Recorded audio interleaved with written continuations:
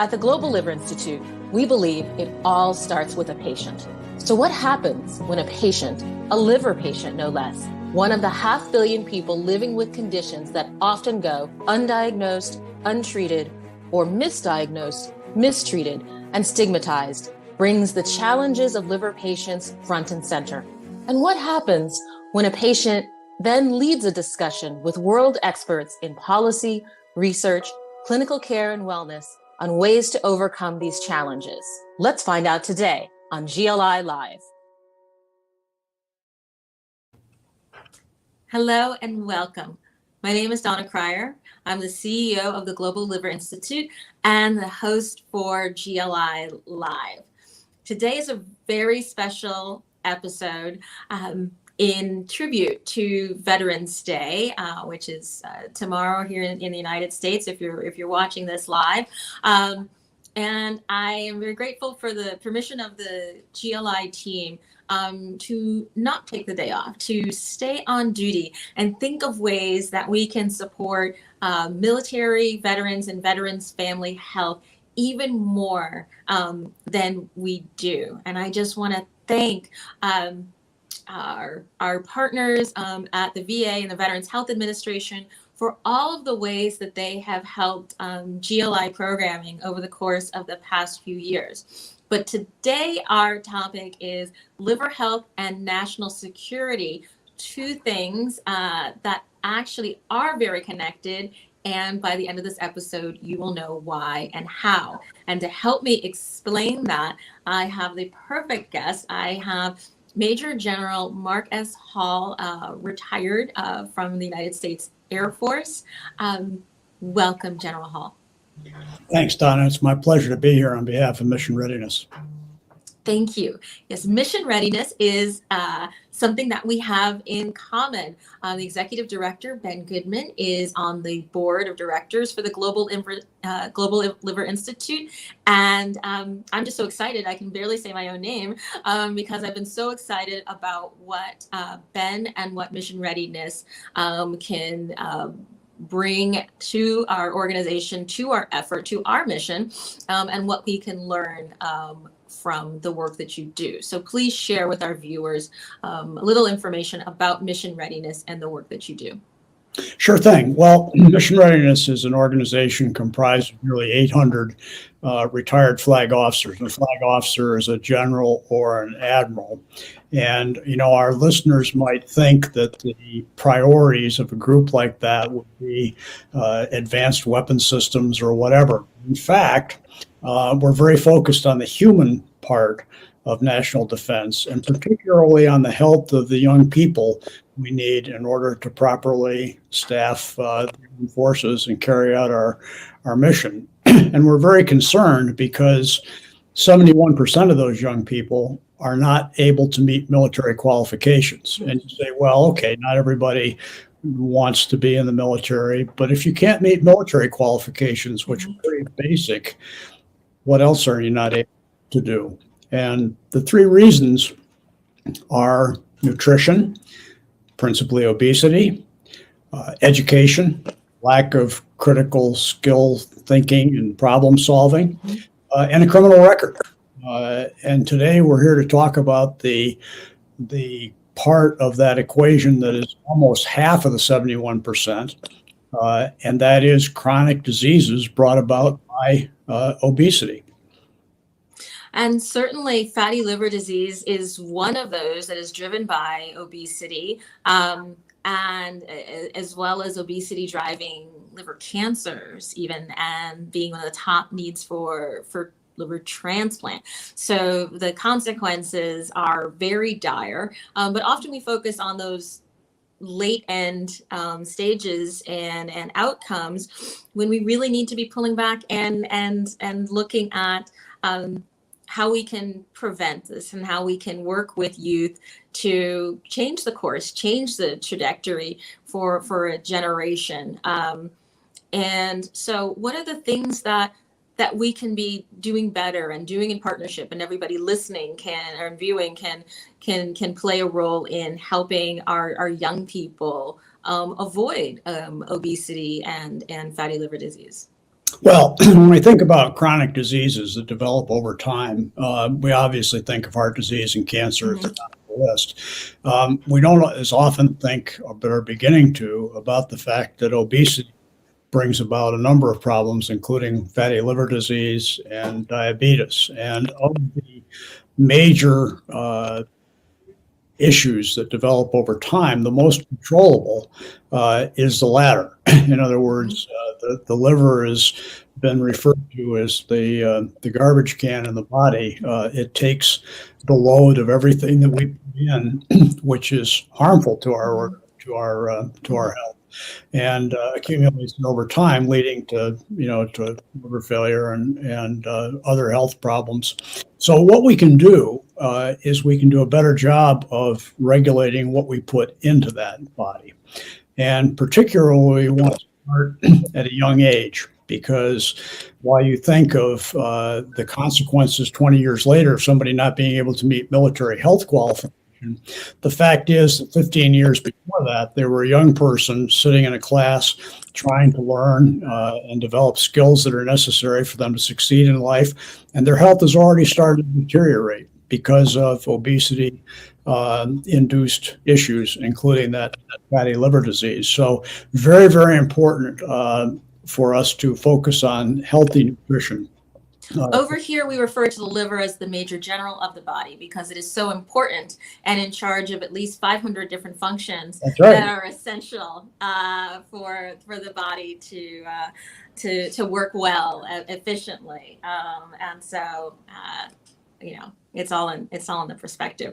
But we do want people to think of their liver health in the same way that they do their heart health and their brain health as really central to the overall health of the person. It's amazing that 33% of the American population thinks that you can, survive, without your liver. I think they confuse it with your kidneys, where you have two, you only have one liver. Right.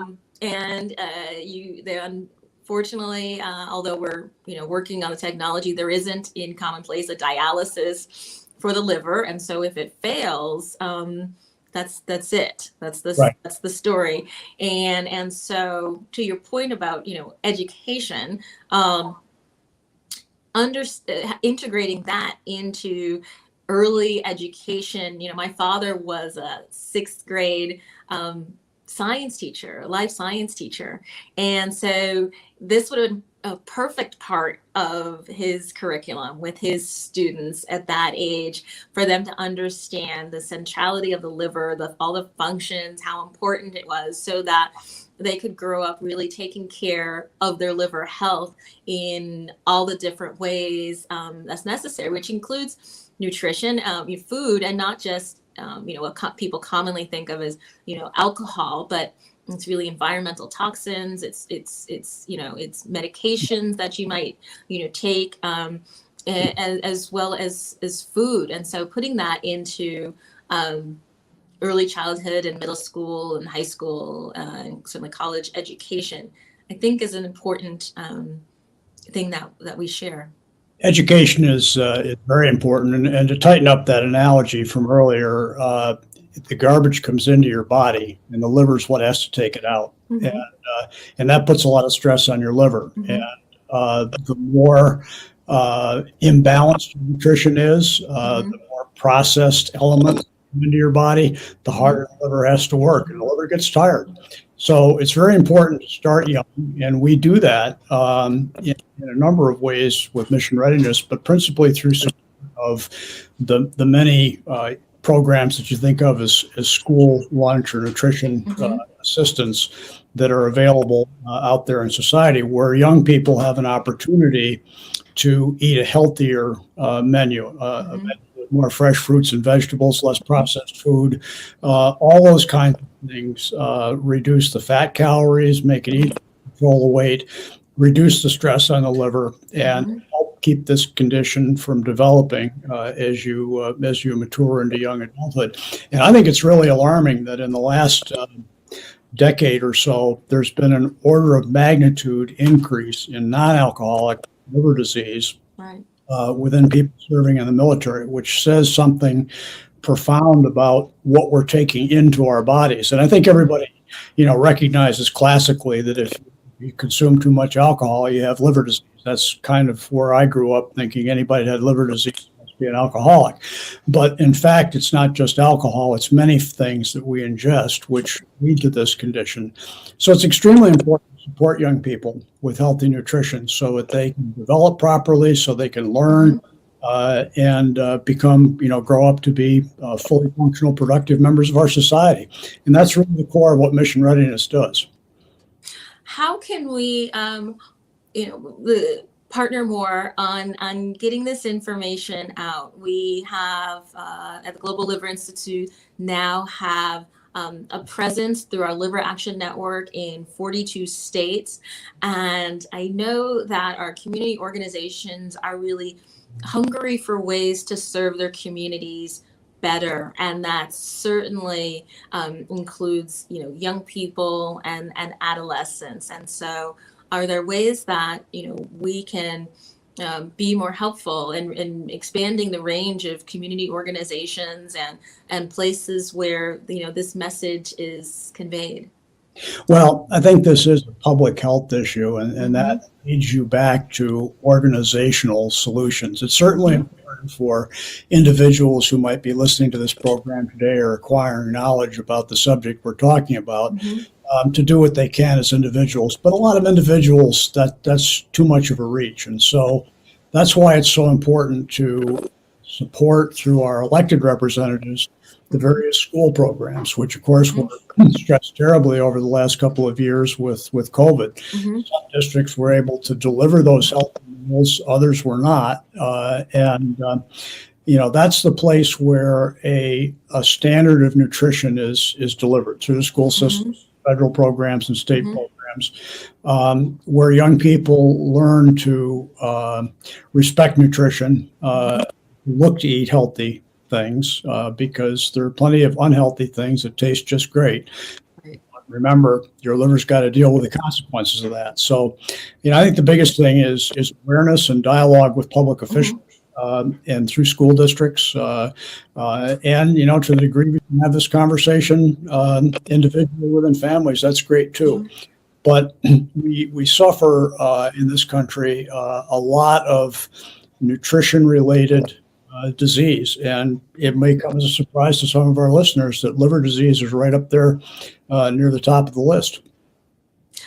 It is. Often in some of the health data, it is disaggregated into the different types of liver disease or the different stages of liver disease, cirrhosis here and cancer here. But when you roll them all up and really look at the number, it's often the third cause of death, or for certain ages, for working age or military age, ages 25 to 54, chronic liver disease has a higher rate of mortality than stroke or diabetes. And, so it's really just not something that, that's a Medicare population, or it takes, an infinite number of decades to develop, that's not true. As someone who's had a transplant in her 20s, can attest, or conversations I've had with members of the military. I recount a conversation I had with a young Marine who we were involved in a brainstorming exercise about fatty liver disease and its advanced form of NASH. And he had already been diagnosed with NASH. And after the day, he was very, very frustrated, even listening to, top physicians and others in the room. He's like, wait a minute, is diet and nutrition, is lifestyle change, is that all we have? And I said, well, yes, that's the good news and the bad news. The bad news that at this point, we do not have a medication that is, approved by the FDA for an indication of NASH. But the good news, particularly for someone as young as he was, and as otherwise fit as he was, that he could take control, that he could do something about it. He had now the knowledge, and certainly being in the training, to be able to enact those lifestyle changes to be able to reverse his disease. Because as we've shown, losing 7 to 10% body weight or changing your body composition really can have that effect. And so letting those individuals and families to support individuals and communities know that there are things that they can do. It's not just wash your hand and wait for someone else or wait for the Right. magic innovation to happen, but something that we all can be a part of. You're so right in saying that liver health is public health, and that there are all of these ways through schools and school lunch and agricultural programs and across different agencies that we can address this and really turn the tide. Well, and that's very good news because the fact is that the liver is a very robust organ, Mm-hmm. and the things that are assailing the liver and causing it to Mm-hmm. be diseased, again, it's the input into your body. And with proper knowledge, so you can make choices, with the discipline to make those choices, stick to them. A lot of liver challenges are very reversible as a matter of lifestyle. If you don't take those steps, the longer that the liver is diseased, the harder it is for it to recover. But for the group we're talking about primarily today, younger people and younger adults, it's a very robust organ and it's very reversible. So my recommendation to all of our listeners and people that they know is take a hard look at your nutritional habits. There's plenty of guidance out there about what amounts to good nutrition. Mm-hmm. Basically, consider more fruits and vegetables, consider less processed food, Mm-hmm. and do what you can at home and support your school districts because that's a place where there's a common standard of feeding that has been vetted to some degree with regard to the nutritional content of the food that the students are being served. Do all those things, and we'll make a real impact in this area. Fail to do them, and I quoted the statistic earlier. Over the last decade, almost an order of magnitude or tenfold increase in fatty liver disease among people who are screened in the military. That's alarming, and if that's allowed to continue, it has very profound implications, not just for the United States military, but for society as a whole. Absolutely, and the school lunch program is so important to a broad swath of students, but particularly those who come from poor neighborhoods, poor families who, this may be the only nutritious, full meal that they get. And you worked in so many programs working with underrepresented and underserved youth and communities. Can you tell us more about that work and those programs? Well, first of all, very fundamentally, access to nutritious food on a timely basis is one of the things that fails in society when you get into pockets of poverty, within our communities. And the stores aren't there, the foods aren't available, and that's why in the public school system, with the support of the federal programs, why they're so important, because the foods can be available there, even if you're not able to go to a local market and get them directly yourself. So this is an issue that has a strong societal pattern to it, and that pattern definitely is tougher on lower income families where parents are working several jobs. They're all those things that are indicators of challenge are affected when it comes to the nutrition of young people. That's why the public programs are so important. Absolutely. My father and his friends created a summer program back home in Waterbury, Connecticut, and I was, drafted into to help him put together the meals for the students who often in the summer times, wouldn't have access to those healthy school meals. And so, I've been trained since, I could remember, in making sure that everyone in the community had access to healthy meals and know how important that commitment is, and how often children and families fall through the cracks. And you've had programs beyond mission readiness and challenge programs, star-based programs, working with DoD. Your commitment to this issue and to ensuring this was really equitably delivered is of longstanding.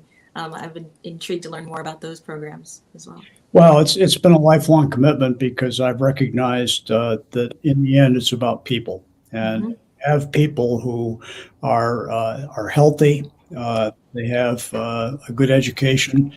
They're going to make better choices. That's going to reduce the involvement in the criminal side of their life, drugs and alcohol side of their life.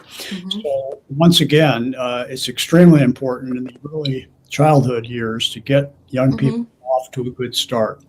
By the time you hit kindergarten, if you're not ready, and ready means that you're properly nourished and you've been introduced to some of the group education that's part of your K through 12, if you will. People think about K through 12, but if you're not ready at K, you're already starting to fall behind. And the more you fall behind, the lower your self-esteem becomes.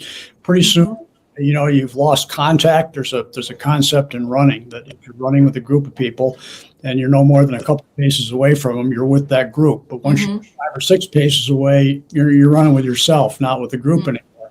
Well, that's what happens to a lot of young people, and why these programs are so important, because if you build a good base, then what follows has an opportunity for success. If you don't build a good base, it's not going to work. And the base that we build involves a lot of public programs, educationally, food supplemental programs and what have you. And it's just really important for us to make sure that our representatives understand how important these programs are, in addition to the other things that are trying to compete for their attention and a limited number of dollars. So, you don't, I'm a farmer, and you don't go out and grow a good crop without preparing the ground and the soil. And if we don't do that with our young people, we don't address this chronic liver disease issue, which is a nutrition-related event. If we don't do that, then what we can do and achieve as a society is capital, not just people serving in the military, but across the board in society, less productive. And, it's a downward spiral that we can't afford to get into. I think a lot of our elected representatives need our urging and support to remember that along with the many other priorities they're wrestling with, it's about people. And, we need to take care of those people starting at a very young age. I have been known to urge, so I appreciate this opportunity to be, pointed in the right direction. I think that human infrastructure on which our country functions is really important to tend to and make sure is as strong as possible. And children and families and the link between, you mentioned three pillars, and I think often people think that education and health and criminal justice or criminal backgrounds are not connected, but the ability to go to school, well fed, ready to learn. So many of the disciplinary problems really are just children who are hungry, or are tired, or undernourished, or too sugared up or caffeinated, or to be able to learn well, and it affects their brain development, and they end up perceived as disciplinary problems and sort of put on that labeled as a problem child, or set up to be part of a criminal justice trap, when really it's just the in environment and the nutrition and being ready and prepared and have everything that they need to learn well. So those issues really are connected in a really fundamental way. And I really appreciate the thoughtful approach that you've taken to them. And I think the same way that people think that liver health is something that is sort of siloed over, over here, and is something, those people. And the more that we do think about it as connected to the other parts of and types of health, and the more we create relationships as an organization with primary care, and I will follow this with our pediatric and rare liver disease council meeting, where we'll have pediatricians and obstetricians and family medicine folks, as well as rarefied geneticists and rare disease people, working with us on liver health. But it really is about the connectivity of all these areas to provide the optimal, as you said, the best prepared soil for growth. And that's as good as for people as it is for plants. And so I really appreciate having the opportunity to have, a discussion that with someone who appreciates and has been committed to putting all the pieces together. Well, thank you. And I think once again, the issues you mentioned are synergetic. And if our listeners would remember one thing, I would say that everything you put in that doesn't belong there, your liver has to take out. And so you can eat a terrible diet, and as long as your liver can handle it, it'll handle it. But when it can't handle it anymore, you've got a real chronic, life-altering situation. And way too many of our younger adults and young people have had that situation already. So please think hard about what you're putting in, and eat a healthy, balanced diet with this, and avoid processed foods when you can. And that's a great start for changing a very challenging situation for our country. I couldn't say it better myself. So I'll just say thank you, General Hall, for being with us today. And we'll include information about mission readiness in the show notes. So thank you, Donna. It's been my pleasure. Thank you. Please be sure to like this video, subscribe, and share your thoughts and suggestions in the comments below. Join us weekly on Wednesdays at noon Eastern Time for more episodes of GLI Live. Check out our website, globalliver.org, and follow us on social media to learn more about the Global Liver Institute and stay up to date with the latest in liver health. Until next time, stay safe, stay well, and stay connected.